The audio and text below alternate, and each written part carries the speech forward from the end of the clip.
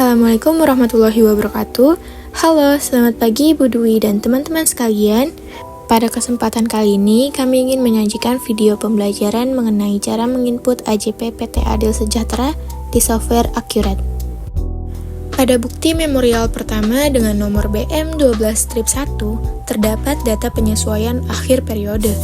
Di penyesuaian ini disebutkan bahwa nilai persediaan akhir supplies adalah sebesar 4 juta rupiah. Untuk menyusun AJP-nya, kita perlu melihat terlebih dahulu neraca saldo untuk mengetahui nilai awal supply sebelum penyesuaian dilakukan. Untuk melihat neraca saldo, kalian bisa klik menu laporan di bagian kiri atas, lalu pilih daftar laporan. Setelah itu, pilih kategori laporannya buku besar, kemudian klik neraca saldo klasik. Di sini kalian masukin tanggal periodenya yaitu 31 Desember 2013, lalu klik OK.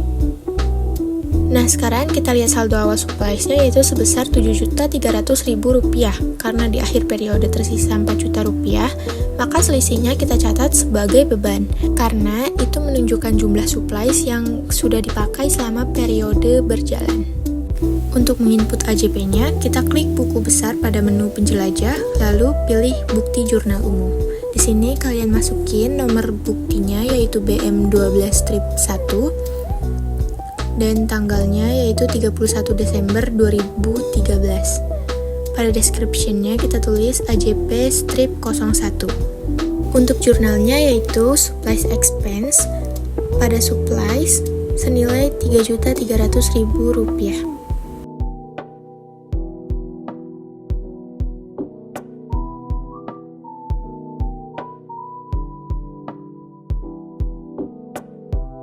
Yang kedua, untuk beban sewa bulan Desember, kita mencatatnya di jurnal penyesuaian sesuai dengan jumlah beban yang telah disebutkan. Maka jurnalnya yaitu rent expense pada prepaid rent senilai Rp1.500.000. Selanjutnya, untuk beban asuransi, sama seperti beban sewa, yaitu kita mencatat AJP-nya sebesar nilai beban yang telah disebutkan. Untuk jurnalnya yaitu insurance expense pada prepaid insurance senilai Rp2.500.000. Dan yang terakhir, penyesuaian dilakukan untuk piutang tak tertagih yang ditetapkan sebesar 5% dari saldo piutang akhir.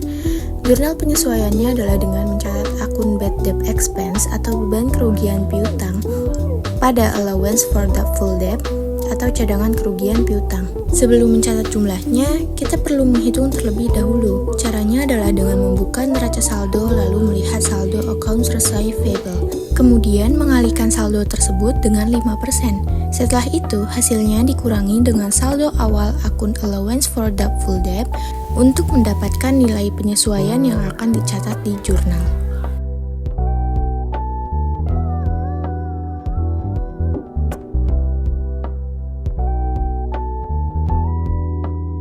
Bukti memorial pertama sudah selesai, selanjutnya kita klik simpan dan tutup untuk menyimpan penyesuaian yang telah dibuat.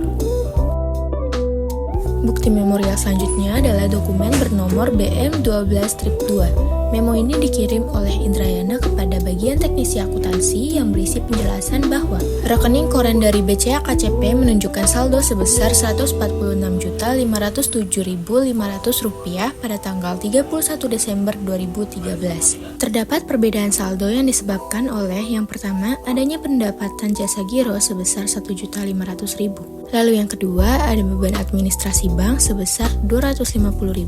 Bukti memorial ini digunakan untuk mencatat transaksi non-kas yang belum dicatat sebelumnya dalam jurnal, agar saldo kas di pembukuan perusahaan sesuai dengan saldo yang tercatat di rekening koran bank. Untuk menginput AJP-nya, kita klik buku besar pada menu penjelajah, kemudian pilih bukti jurnal umum. Untuk voucher no-nya, kita isi nomor buktinya, lalu tanggalnya itu tanggal 31 Desember 2013 dan description-nya yaitu AJP-02. Jurnalnya yaitu cash in bank bertambah di debit karena pendapatan giro dan berkurang karena biaya admin. Selanjutnya ada bank service charge atau beban administrasi bank yaitu biaya yang dicatat di debit sebagai beban. Lalu yang terakhir dicatat di kredit yaitu interest income atau pendapatan jasa giro yang berarti pendapatan dari bunga bank. Jadi cash in bank di debit senilai Rp1.250.000.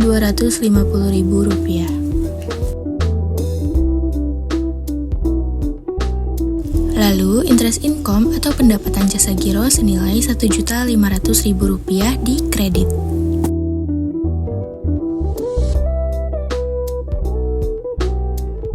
Dan bank service charge atau beban administrasi bank di debit senilai Rp250.000 karena mengurangi saldo kas. Bukti memorial kedua sudah selesai, selanjutnya kita klik simpan dan tutup untuk menyimpan penyesuaian yang telah dibuat. Bukti memorial selanjutnya adalah dokumen bernomor BM12-3. Memo ini dikirim oleh Indrayana kepada teknisi akuntansi untuk melakukan proses akhir bulan, yaitu mencatat beban depresiasi aset tetap pada akhir bulan Desember 2013. Caranya yaitu kalian klik menu aktivitas pada bagian kiri atas, lalu klik periodik, dan pilih proses akhir bulan. Di sini, untuk periodenya kalian ganti Desember dan tahunnya tahun 2013. Lalu, kalau udah kalian klik OK. Bukti memorial yang terakhir adalah dokumen bernomor BM12-4.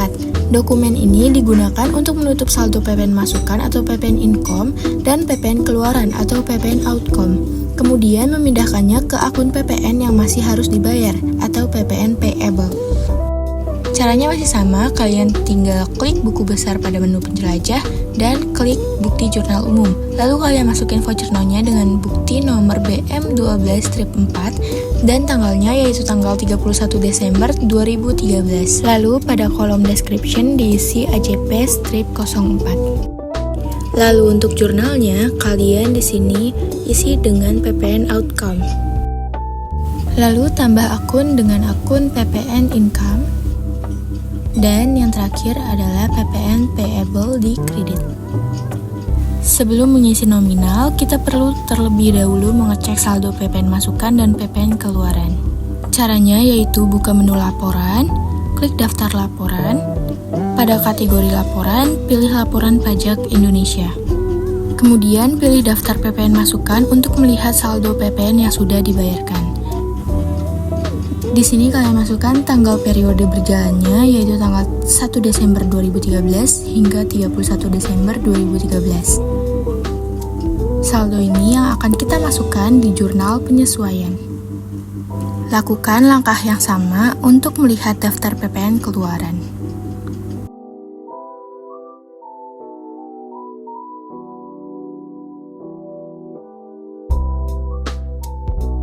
Setelah mengetahui saldo PPN outcome dan PPN income, kita masuk ke menu jurnal umum yang tadi.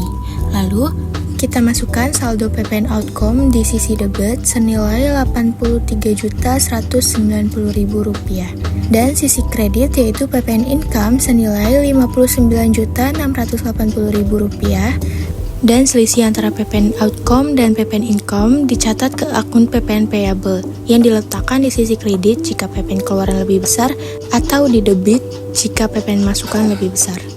Untuk selanjutnya kita menghitung PPh badan. Langkah yang pertama kita mulai dengan melihat saldo laba bersih setelah pajak. Caranya adalah dengan membuka menu laporan, kemudian klik daftar laporan dan pilih laporan laba rugi standar. Di sini kita masukkan periodenya yaitu dari tanggal 1 Desember 2013 hingga 31 Desember 2013. Lalu klik OK.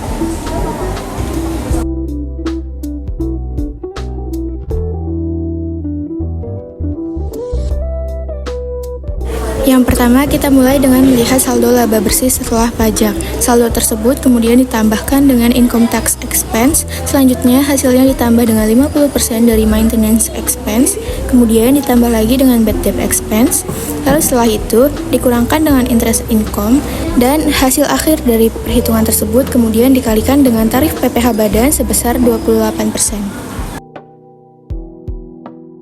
Lalu jurnal yang akan kita catat yaitu akun income tax expense pada akun income tax payable sebesar Rp2.105.600.